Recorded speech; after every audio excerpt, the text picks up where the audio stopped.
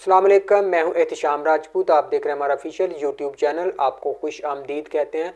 चंद अहम खबरें आपके सामने रखेंगे। ईरान के जवाबी वार में पाकिस्तान ने शदीद रद्द-ए-अमल दिया है, उसकी तफसीलात आपको बताएंगे। और इमरान खान और सनम जावेद को इस इलेक्शन के लिए नाअहल कर दिया गया है, उसकी तफसीलात आपके सामने रखेंगे। और मुस्लिम लीग नून के कैंप में एक शदीद बेचैनी पैदा हो चुकी है, उसकी तफसीलात भी आपको बताएंगे। और बिलावल भुट्टो ने सांगड़ के जलसे में उनकी ज़बान फिसली और उनके मुंह से कुछ अल्फाज निकल गए, वो क्या अल्फाज थे उसकी तफसीलात भी आपको बताएंगे। सबसे पहले आपसे गुजारिश है कि हमारे चैनल को सब्सक्राइब कर लें ताकि आने वाली हर वीडियो आपको मिल सके।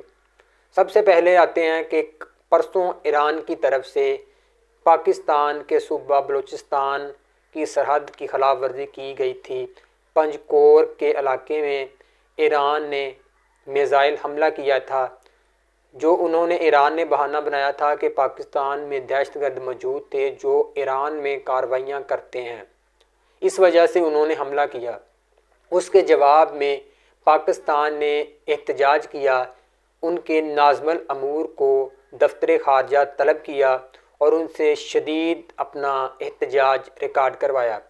उसके बाद बजाय इसके कि ईरान शर्मिंदगी या नदामत महसूस करता, उन्होंने आगे से धमकी दी कि ये तो एक ट्रेलर था, अब मज़ीद ऐसी कार्रवाइयाँ हो सकती हैं, जिस पर पाकिस्तान ने शदीद रद्द-ए-अमल दिया। उसके नतीजे में पाकिस्तान ने अपना सफ़ीर ईरान से वापस बुला लिया और ईरान के सफ़ीर को कहा, जो कि ईरान में मौजूद था किसी काम के सिलसिले में, उसको कहा कि आप पाकिस्तान तशरीफ़ ना लाएं, आप वहाँ ही रहें।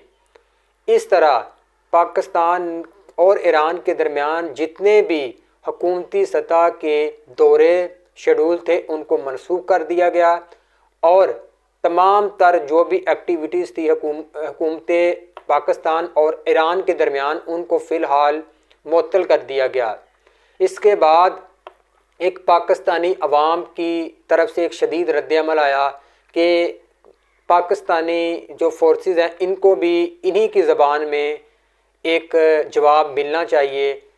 तो ये एक कह लें कि एक जवाबी वार पाकिस्तानी फोर्सेस पर एक ड्यू था कि उन्हीं की ज़बान में, दुश्मन की ज़बान में ही दुश्मन को जवाब दिया जाए। ये पाकिस्तानी फोर्सेस ने एक एक अच्छा वक़्त था उसकी तलाश में थी कि कब उनको एक वक़्त मिले जो मुनासिब हो, तब इसका जवाब दिया जाए भरपूर, ताकि उनको पता चल सके कि जिस पर उन्होंने हमला किया है वो कोई आम कोई मुल्क नहीं है, वो एक एटॉमिक मुल्क है और उनके पास जदीद हथियार मौजूद हैं और ताकतवर फ़ौज मौजूद है। तो पाकिस्तानी एयरफोर्स ने आज रात, जो पिछली रात गुजर गई थी, उसमें उन्होंने ईरान और पाकिस्तान के बॉर्डर पर जो इलाका था उसमें पाकिस्तानी फोर्सेस को ये इंटेलिजेंस ख़बर थी कि इधर दहशतगर्द मौजूद हैं जो पाकिस्तान में दहशतगर्दी की कार्रवाइयाँ करते हैं। तो उन्होंने, जो पाकिस्तानी एयरफोर्स ने उस ठिकानों को टारगेट किया, उसके नतीजे में जो वहाँ दहशतगर्द मौजूद थे जो पाकिस्तान में मुख्तलिफ़ कार्रवाइयाँ करते हैं, उनकी मौजूदगी पर पाकिस्तान ने वहाँ हमला किया, जिसके नतीजे में वो तमाम जो दहशतगर्द थे वो मारे गए। और इसकी तस्दीक ईरानी अहकाम ने भी की, और जबकि BBC ने भी थोड़ी देर पहले इसकी तस्दीक की है कि ईरानी जो सफारतकार हैं या ईरानी जो हुकूमत है उन्होंने भी इस बात की तस्दीक की है कि वाकई जो उधर जाँ बहक हुए हैं अफराद वो दहशतगर्द थे और उनका ताल्लुक ईरान से नहीं था। ये तो पाकिस्तान ने अपनी सालमियत की खातर एक बहुत अच्छा इक़दाम किया है कि दुश्मन को दुश्मन की ही ज़बान में जवाब दिया है। तो ये एक पाकिस्तानी अवाम भी अपनी फोर्सेस से ये मुतालबा कर रही थी और ये उम्मीद करती थी कि वो ऐसा ही जवाब देंगे, ताकि जो हमारे दूसरे दुश्मन हैं खित्ते में, उनको भी एक खबर मिल गई है कि वाकया ही पाकिस्तान एक आसान हमसाया दुश्मन नहीं है, बल्कि ये बहुत मजबूत मुल्क है। तो ये तो हो गया जो ईरान के मुकाबले में हमने रद्द-ए-अमल दिया, ये बहुत अच्छा हो गया रद्द-ए-अमल, और ताकि वो आइंदा ऐसी हरकत करने से पहले 100 बार सोचेगा। अब आते हैं कि इमरान ख़ान को इस इलेक्शन के लिए नाअहल कर दिया गया है, और जो तहरीक इंसाफ की कारकुन थी सनम जावेद, जो कि मरीम नवाज़ के मुकाबले में इलेक्शन लड़ रही हैं, उनको भी नाअहल कर दिया गया है, वो इलेक्शन नहीं लड़ सकेंगी। गो के सनम जावेद के वालिद ने सुप्रीम कोर्ट में ये फ़ैसला चैलेंज करने का इंदिया दे दिया। उन्होंने अब कहा है कि मैं ये फ़ैसला सुप्रीम कोर्ट में चैलेंज करूँगा, क्योंकि मरीम नवाज़ को वॉक ओवर देने के लिए इस्टेब्लिशमेंट और पीडीएम जमातों की ये हिकमत अमली थी कि किसी न किसी तरीके से सनम जावेद के मुकाबले में मरीम नवाज़ जो मजबूत कैंडिडेट नहीं थी, ऐसा कुछ किया जाए कि मरीम नवाज़ को ही मैदान में रहने दिया जाए, उसके मुकाबला करने वाली सनम जावेद को मुकाबले से बाहर कर दिया जाए। ये वो चाहते थे, और उन्हीं ने ये सारा कुछ करवाने में मरकज़ी किरदार अदा किया है कि सनम जावेद को इलेक्शन, हालांकि उन पर कोई करप्शन का या कोई ऐसा कोई अभी तक जुर्म साबित नहीं हो सका, ना ही 9 मई के हवाले से, और ना ही वो कन्विक्टेड हैं। लेकिन ये पाकिस्तानी अदालतों ने जो फैसले कर रहे हैं पीटीआई के ख़िलाफ़, वो प्रेशर में कर रहे हैं। तो आपको पता है कि इन पर प्रेशर किसका है, तो इस वजह से उन्होंने इस इलेक्शन से बाहर कर दिया है सनम जावेद को। इमरान ख़ान साहब को भी इस इलेक्शन की दौड़ से बाहर कर दिया गया है। हालांकि इमरान ख़ान साहब भी अभी तक कोई करप्शन का चार्जेस अभी तक साबित नहीं हो सका, और ना ही उनको सज़ा मिली है किसी भी केस में। लेकिन उसके मुकाबले में अगर देखा जाए, 2018 में लंदन जाने वाला बंदा जो पाकिस्तानी अदालतों के सामने इश्तिहारी था, उसको कैसे लाया गया, उसको इलेक्शन के लिए अहल किया गया। सारी कौम ये जानती है कि कौन करवाने वाला है और कौन इसके पीछे है। जो वो बंदा इमरान ख़ान, जिस पर 3.5 साल कोई करप्शन का केस नहीं, ना ही उसकी सारी ज़िंदगी कोई करप्शन का केस था, लेकिन ऐसा क्या हुआ कि 16 माह में उस पर 200 से ज़ायद मुकदमा दर्ज हो गए, और वो अभी तक उन मुकदमात का सामना कर रहा है, जिसकी वजह से वो इस इलेक्शन में भी हिस्सा नहीं ले रहा। उनको नाअहल कर दिया गया है। ये हमारा एक कह लें कि निज़ाम इंसाफ है कि एक बंदे को तो आप लंदन से वापस लाकर उसके बगैर अदालत में पेश हुए सारे केस ख़त्म कर रहे हैं, जबकि उसके मुखालफ के,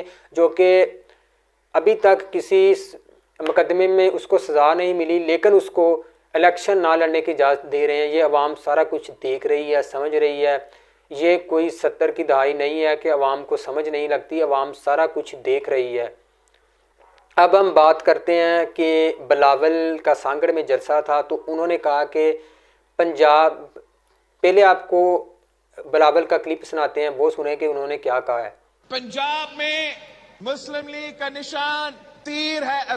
उन्होंने कहा है कि पंजाब में मुस्लिम लीग नून का निशान तीर है। ये उनकी ज़बान फिसली और उनके मुंह से शेर की बजाय तीर निकल गया, क्योंकि इनको आदत हो गई है जो इन्होंने 16 माह हुकूमत की है। इसके बाद अब ना ही फ़र्क पता चलता है कि मुस्लिम लीग नून में क्या है, ना ही पता चलता है कि पीपल्स पार्टी में क्या। तमाम जमातें एक जैसी हो गई हैं, क्योंकि इनके मफादात एक हैं। एक शख्स को गिराने के लिए, एक शख्स की खातर ये सारे इकट्ठे हुए हैं, और अवाम अब जानती है कि इनका मसला भी एक ही शख्स है। इनके जो अज़ाइम हैं वो भी एक जैसे हैं, इनके फ़ायदे वो भी एक जैसे हैं, सारा कुछ इनका एक जैसा है। सिर्फ इनकी पार्टियों के नामों में फ़र्क है। अब इनकी ज़बान फिसलती है ना, तो ये इनकी हकीकत सामने आ रही है कि वाकई ये कोई पाकिस्तानी मफाद के लिए इकट्ठे नहीं हुए, ये सिर्फ अपने अपने मफादात के लिए। अब अगर इलेक्शन की खातर एक दूसरे के ख़िलाफ़ बातें कर रहे हैं, ये सिर्फ एक कंपेन की हद तक है। बाकी ये एक दूसरे से मिलते हैं, फ़ोन पे बातें करते हैं, सारा कुछ होता है। ये सिर्फ अवाम को बेवकूफ़ बनाने के लिए ये सारा कुछ करते हैं। ये इनके दरमियान कोई फ़र्क नहीं है। ये सिर्फ अब जब हुकूमत फिर बनेगी, ये फिर सारे इकट्ठे हो जाएंगे। अवाम इन सब को जानती है, अवाम जान चुकी है कि ये क्या पाकिस्तान की खातर इकट्ठे होते हैं या अपने अपने मफादात की खातर इकट्ठे होते हैं। और मुस्लिम लीग नून के रहनुमाओं का एक जलसा था, यह कार्नर मीटिंग थी जिसमें 6-7 मुस्लिम लीग नून के रहनुमा थे, टिकट होल्डर, वो इकट्ठे थे और उनकी एक तकरीब की वीडियो एक वायरल हुई है जिसमें एक इनके टिकट होल्डर ये तकरीर फरमा रहे थे कि हम जो लोग उधर वहाँ मौजूद थे उनको कह रहे थे कि आपने अपने घरों में भी नज़र रखनी है कि कहीं हमारे बच्चे जो हैं वो ही हमारे मुखालफ वोट ना दे जाएं। मतलब कि वो कहने की कोशिश कर रहे थे कि आपको पता है कि जो सूरत हाल है पाकिस्तान में, अगर वालिद या वालदा मुस्लिम लीग नून को वोट देना चाहते हैं तो जो उसके बच्चे हैं जिसे हम यूथ कहते हैं वो पीटीआई को वोट देना चाहती हैं। उस रहनुमा का कहने का मकसद ये था कि ऐसा ना हो जाए कि हम घर से ही हार जाएं।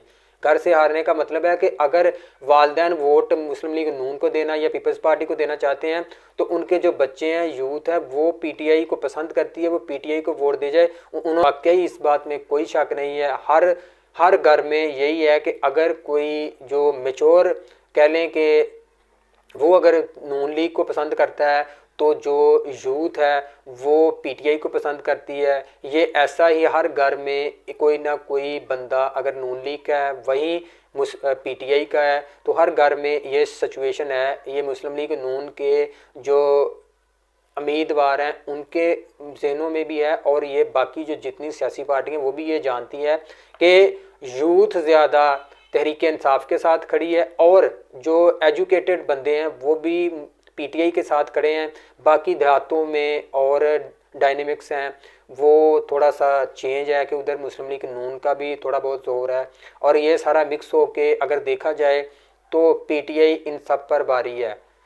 और आपको एक और ख़बर बताते हैं कि शेख रशीद को दोबारा 9 मई के वाक़े में गिरफ़्तार कर लिया गया, उनकी ज़मानत मनसूख कर दी गई।